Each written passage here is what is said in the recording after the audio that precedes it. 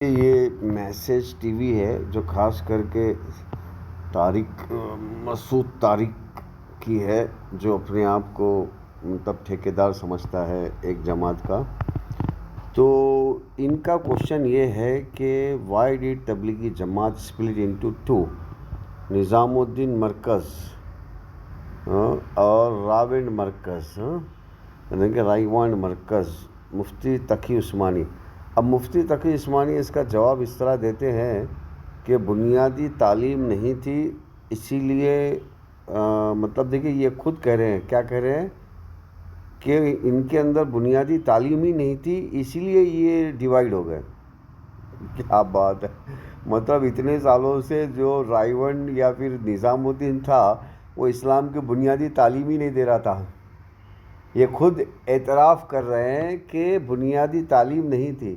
تو میرے پیارے بھائیوں اور بہنوں، یہاں پر آپ کو ایک بات سمجھنا بہت ضروری ہے کہ کس طرح اسلام کے نام پہ لوگوں کو بیوقوف بنایا جاتا ہے۔ آپ خود دیکھیے، یہ خود اعتراف کر رہے ہیں کہ بنیادی تعلیم ہی نہیں تھی۔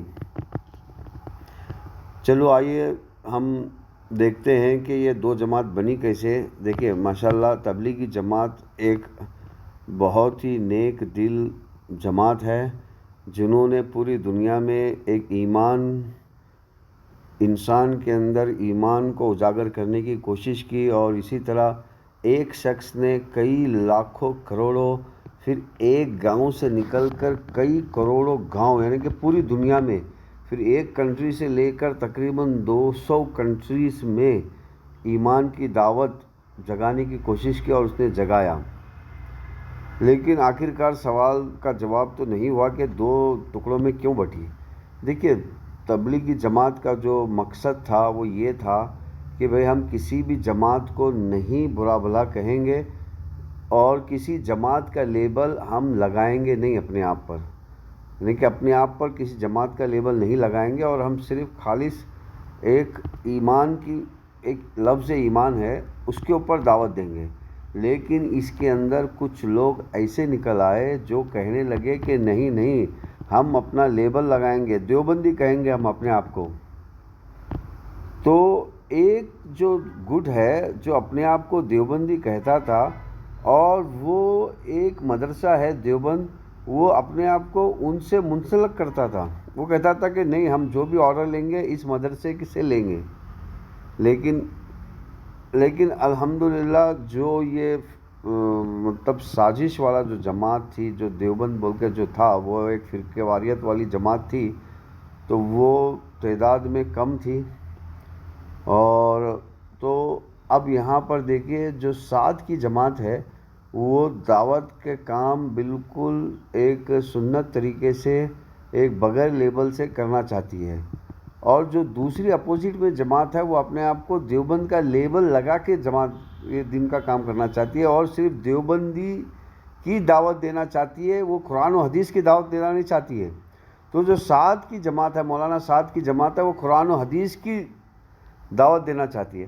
اب یہاں پر میں نے لفظ قرآن و حدیث ایڈ کیا ہے، تو اس کو بھی آپ کو سمجھنا ضروری ہے کہ یہ جماعت انڈیا میں شروع ہوئی، اور پہلے اس جماعت کے جو سپورٹر تھے وہ زیادہ تر دیوبندی لوگ تھے۔ زیادہ تر کون تھے اس جماعت کے سپورٹر؟ دیوبندی لوگ تھے۔ اب اس جماعت کے سپورٹر دیوبندی ہونے کی وجہ سے یہ جماعت لوگوں میں اپنے آپ کو دیوبندی کے لیبل میں فیمس ہوئی، لیکن جماعت کے جو لوگ ہیں وہ اپنے آپ کو کبھی دیوبندی نہیں کہتے تھے، وہ کہتے کہ نہیں بھائی ہم تو خالص قرآن و حدیث کی دعوت دیتے ہیں۔ تو آہستہ آہستہ یہ جماعت انڈیا سے نکل کر انٹرنیشنل پہنچی، امریکہ، یورپ اور گلف پہنچی۔ اب جب گلف پہنچی تو گلف میں قرآن و حدیث پڑھنے کا چلن ہے، تو گلف میں انہوں نے کیا کیا کہ جو فضائل اعمال، جو ایک حدیث کی کتاب نہیں ہے، لیکن حدیث کا کمپوز کیا ہوئی کتاب ہے، لیکن گلف میں لوگوں نے کہا کہ نہیں بھائی ہمیں تو حدیث پڑھنا ہے، ہمیں کسی کی کمپوز کی کتاب نہیں پڑھنا ہے۔ تو انہوں نے وہاں پر ریاض الصالحین کا ترجمہ کر کے ریاض الصالحین پڑھانا شروع کیا، اور جب انہوں نے ریاض الصالحین پڑھانا شروع کیا تو عرب میں یہ جماعت بہت خوب پھیلی۔ تو انہوں نے دیکھا کہ بھائی ریاض الصالحین سے زیادہ لوگ راستے پہ آ رہے ہیں، بلکہ یہ فضائل اعمال کتاب پڑھنے سے. تو اس طرح پھر ریاض الصالحین جو ہے انڈیا چھوڑ کر پوری دنیا کے جماعت، یعنی کہ 200 ملکوں میں سے لے کر صرف ایک انڈیا ایک ایسا ملک تھا جہاں پر فضائل اعمال زیادہ پڑھائی جاتی تھی، اور باقی 200 ملکوں میں ریاض الصالحین پڑھائی جاتی تھی، یعنی کہ حدیث کی کتاب. اب انڈیا میں بھی کچھ لوگوں نے کہا کہ بھئی ہم بھی ایک کام کریں گے، ہم بھی ریاض الصالحین پڑھیں گے. تو انڈیا میں بھی ریاض الصالحین پڑھنے کا چلن شروع ہوا، اور یہ چرکا لگا اپنے آپ کو دیوبندی بولنے والے لوگوں کو. جب انہوں نے دیکھا کہ بھئی مطلب ہمارے مدرسے کا نام اونچا نہیں ہو رہا ہے، ہمارا مدرسہ جو ہے اللہ کے رسول کی کتاب سے بھی اونچا ہے، یہ ان کا کہنا تھا اور ان کی سوچ تھی، اور انہوں نے ریاض الصالحین پڑھنے پہ اعتراض شروع کیا. تو یہاں پر انڈیا سے 2 ٹکڑے شروع ہو گئی. لیکن الحمدللہ آپ حیران ہوں گے کہ ابھی بھی ایمان کی دعوت انڈیا کے باہر میں چل رہی ہے. لیکن اب آہستہ آہستہ جو لڑائی ہے، یہ 2 ٹکڑے کی لڑائی، یعنی کہ اپنے آپ کو دیوبندی کہلانا اور اپنے آپ کو ایک خالص قرآن و حدیث کی دعوت دینا، یہ جو 2 گٹ اب پوری دنیا میں پہنچ چکے ہیں. تو میرے پیارے بھائی اور بہنوں، میں نے پوری کوشش کی آپ کو حقیقت سنانے کی اور سمجھانے کی کہ تبلیغ جماعت کے 2 ٹکڑے کیسے ہوئے ہیں. اگر اس کے بارے میں اور بھی کوئی سوال ہے تو ہم سے کیجئے، ہم آپ کو جواب دیں گے.